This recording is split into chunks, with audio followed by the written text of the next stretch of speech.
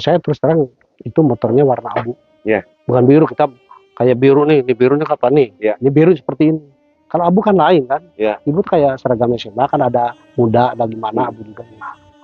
Nah, hasil dari situ yang jelas waktu itu juga ya, saya satu ngucapin terima kasih banyak gitu ya, itu kan, terima kasih banyak. Terus saya ceritanya saya ke polsek, main ke polsek, saya telepon bagian inavis, ini saya dapat di CCTV. Iya. Pak kirim lah sama saya foto itu. Nah, fotonya. Iya dikirimkan. Ya. Tentang CCTV yang foto ya, bukan yang video ya? Bukan. Karena saya cuma itu bukan namanya di input ya. Saya kan nggak pakai alat saya. Cuma waktu itu set gitu aja. Di menit. Ya. Jadi tanggal 18 Agustus 2021 ya. 08 8 detik gitu kan. Iya. Cuman gini, yang pemilik tokonya itu, yang pemilik itu warungnya, karyawannya, ini Pak, ini lebih 10 menit. Ya tinggal dikurangi berarti 10 menit. Jadi bukan 58 sekian, berarti 4.50. Ya, 4.50, jam 5 kurang 10. Ya, oh, subuh kan? Makanya ke Esquanaringnya tuh IT juga datang, saya nanyain, Pak Edi, betul Pak Edi ini? Ya, iya, Pak Edi antar saya, datanglah sama-sama kita ke sana. Ada ke rumah itu kan? Iya, ke tempat itu. Ya, yang CCTV itu ada 5 mobil, 6 mobil gitu. Iya. Datang ramai-ramai ke sana ya. Di Polres berarti ya? Ya di Polres. Terus udah begitu sampai dia beli flash disk baru dulu. Sampai di input.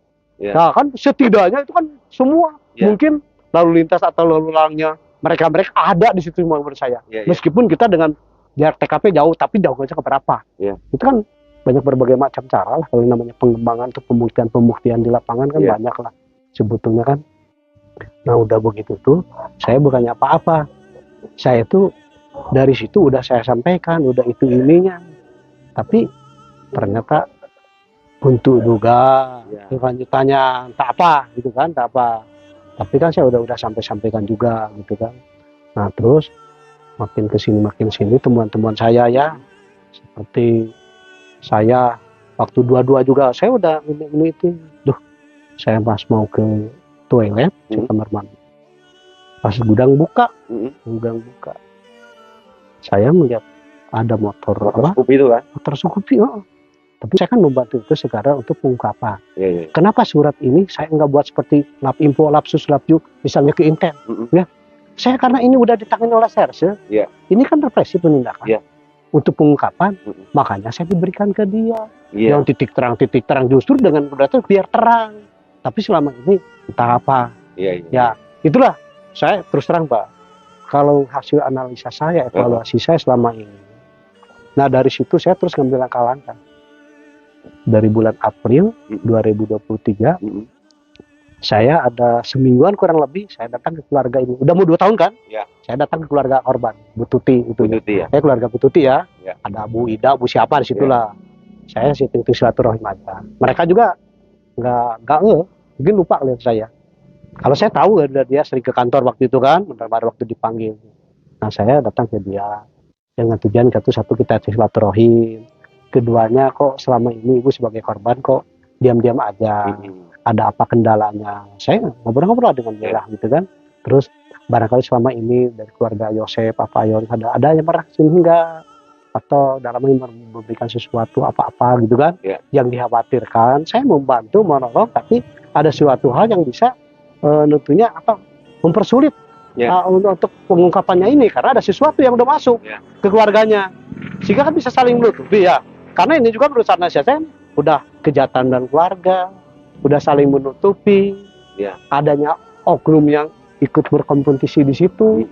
Nah di situ menjadikan hambatan-hambatan begitu. Gitu aja. Menurut saya sebetulnya mudah. Makanya lah kalau kita itu perlu kejujuran itu di situ. Nomor 1 kejujuran. Kita punya pangkat, kita punya jabatan, kita punya kekayaan. Kalau gak jujur, ludes Pak. Habis ya. Sekarang kita bicara polisi, maaf ya. Kita polisi profesional. Ya. Udah belajarkan pendidikan ke bidang IT. Soalnya masyarakat udah suruh pasang CCTV di mana-mana. Itu sebagai alat pembantu kan, untuk mengungkapkan ini kan gitu kan. Nah, tapi kalau diutak-atik, dirusak itu ini mau kapan? Itu berarti ketidakjujuran. Nah itulah makanya ini untuk gambaran juga para beliau-beliau itu. Jadi jangan sepenuhnya lah. Nah, kalau Pak berbicara terhadap apa yang sudah Bapak sampaikan, Mungkin dalam hal ini teman-teman juga boleh dong tahu, Bapak sebetulnya sudah pernah diperiksa, Pak? Oh, saya sudah satu waktu. Di Polres apa di Polda, Pak? Kalau yang meriksa itu orang Polda, Iya. cuman tempatnya ya nggak tentu. Iya. Mungkin dia juga karena kasusnya seperti ini ya, mungkin dia udah menganalisa, udah ngevaluasi ya. Iya. Wah, ini kan sebetulnya kan Kapolda baru, Iya. ya, di reskimnya juga baru, ya, termasuk kabar reskim juga baru, Iya. termasuk Kapolres juga baru, gitu kan. Nah, jadi dia sebetulnya udah benar-benar menganalisa lah gitu ya, menganalisa.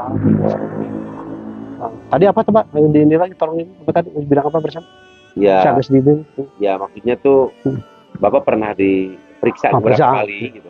Jadi kalau kita diperiksa, saya waktu itu tanggal 4 ya. Iya. 4 Oktober itu kebetulan hari tanggal 5 itu kan hari ABRI ya, TNI ya, tanggal 4. Saya diperiksa oleh Polda, tapi tempatnya ada di Segelerang. Oh, di Polsek ya, Pak?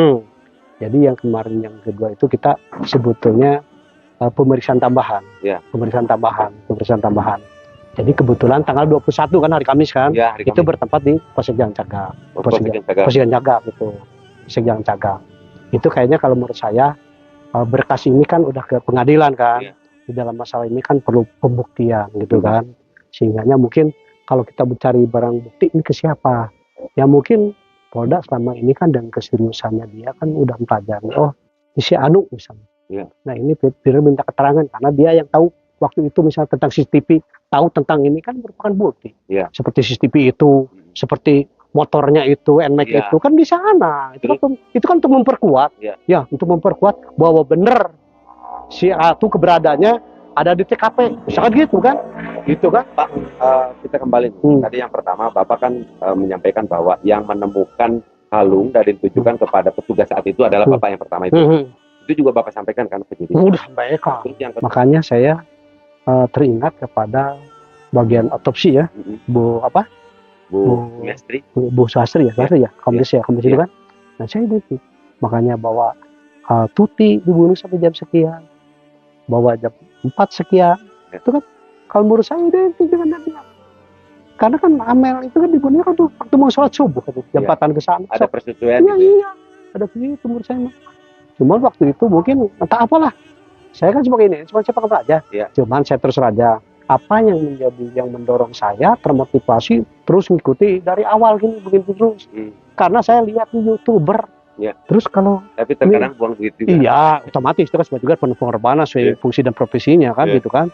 Terus saya juga sama, saya digaji sama rakyat atas nama negara kan. Makanya wajar kalau saya harus baik-baik di masyarakat, bersikap bergoyang baik. Ngomong begitu, ngomong gitu kan. Jangan salah Pak, ini maaf nih. Jadi kembali lagi, polisi ini Pak, tugasnya tuh institusi lain daripada yang lain Pak. Karena apa? Suatu sikap, tindakan, perbuatan, perilaku manusia ini, apabila terjadi penyimpangan, pelanggaran, pasti ke polisi Pak. Ya. Contoh yang ini rumah tangga aja ribut, pasti ke polisi. Ya. Coba nggak mungkin instansi lain. Bisa kebayang berapa sih jumlah polisi Indonesia?